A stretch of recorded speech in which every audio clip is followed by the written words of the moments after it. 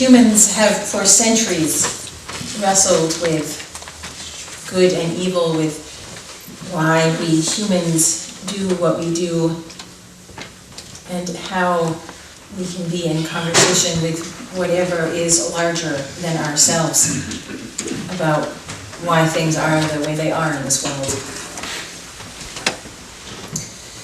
This reading this morning is from the One Town, One Read book, which you have probably seen publicized in one place or another around town. Between the World and Me by Ta-Nehisi Coates. This book, if you have not started to read it yet, is written in the form of a letter to the author's son. So the you in this reading is a 15-year-old African-American boy. We are listening with different ears. And in this little piece of that story, you may remember your own heartbreak in these incidents described in this passage, your own outrage, your own wrestling with the great questions. Also in this passage, Coates uses the word dream to mean something more like delusion than something visionary.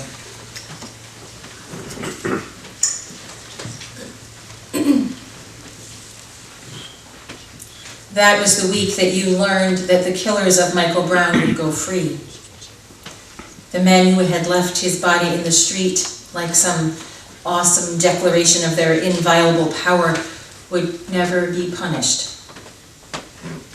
It was not my expectation that anyone would ever be punished, but you were young and still believed. You stayed up till 11 p.m. that night waiting for the announcement of an indictment. And when instead it was announced that there was none, you said, "I've got to go." And you went into your room, and I heard you crying. I came in 5 minutes after, and I didn't hug you. I didn't comfort you. I did not tell you that it would be okay, because I never believed that it would be okay. What I told you is what your grandparents tried to tell me. That this is your country. This is your world. That this is your body. And you must find a way to live within the all of it. I tell you now that the question of how one should live within a black body, within a country lost in the dream, is the question of my life. And the pursuit of this question, I have found, ultimately answers itself.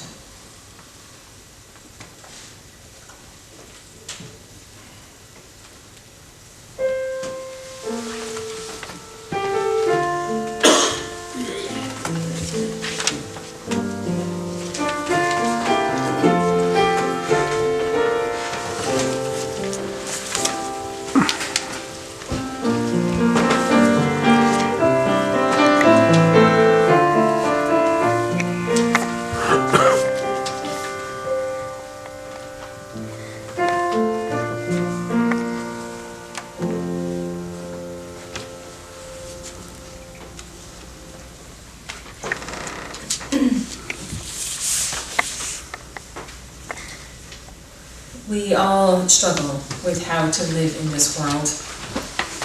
Events around us tug at our hearts and minds, and our own most personal events absorb our attention as well. We somehow learn to live with the all of it. Each of us does. And we know that part of living with the all of it is witnessing each other's lives, whether those lives are playing out on the international stage or just in our neighborhoods. So we make time here to witness each other's lives.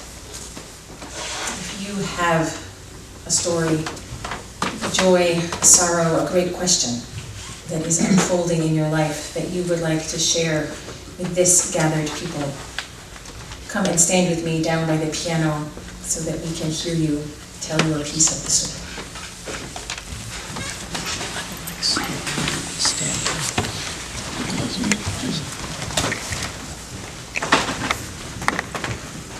Hi, I'm Deb Merrick.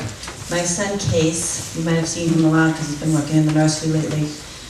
This weekend he's over in Portsmouth at the Young Filmmakers Workshop for that's happening during the Portsmouth Film Festival. And there's about 15 children, age 14 to 18. And they all came with their ideas, and Case's idea was chosen to do their film. So today they're actually outside filming and going to be presenting their film at the end of it tonight, which I'm very excited about to see. His film was originally going to be about a robbery, but the guy absolutely loved his idea, and he said, and it was chosen, and he said, but can we make it bullying? And Kay said, absolutely. So it's going to be about a superhero and bullying, and I can't wait to see it.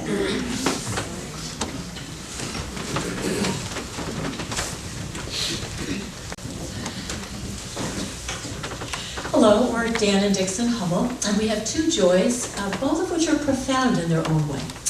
Our son Chad got married on Saturday in a glorious outdoor wedding. Kendra was not the officiant, I'm sad to say, but it was lovely that Chad's new wife, Lauren's elderly grandfather, and her uncle led the ceremony, and it was really very personal and lovely. And our other joy is that a couple of weeks ago we came home and found a cardinal with a broken wing bleeding in our driveway. It was horrible. So we wrapped him in a t-shirt. We know it was a him because he was brilliantly red. And we put him in a box and called the York Wildlife Center. And they consulted with us and told us to keep him in a box, not to feed him, to give him water, and to bring him the next day. So we did.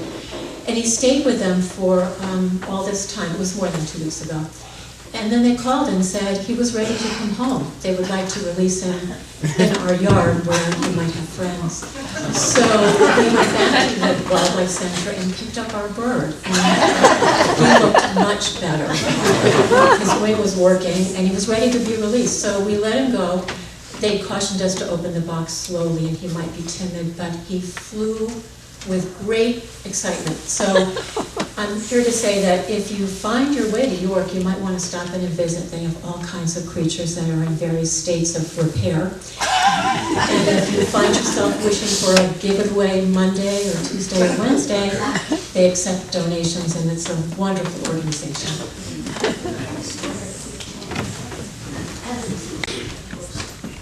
Hi, my name is Nancy Crawford, and my joy is that our daughter Elizabeth Sutcliffe, who graduated from the University of Pennsylvania and finished her program as a nurse practitioner in August, passed her nursing boards and just accepted a position at a family practice outside of Portland. So this is really wonderful.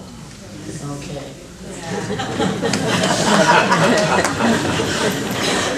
It's over.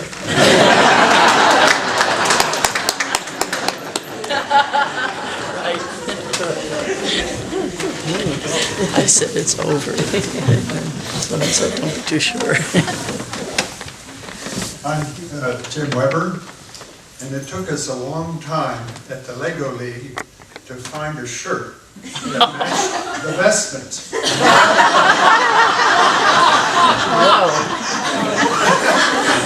was hard to do.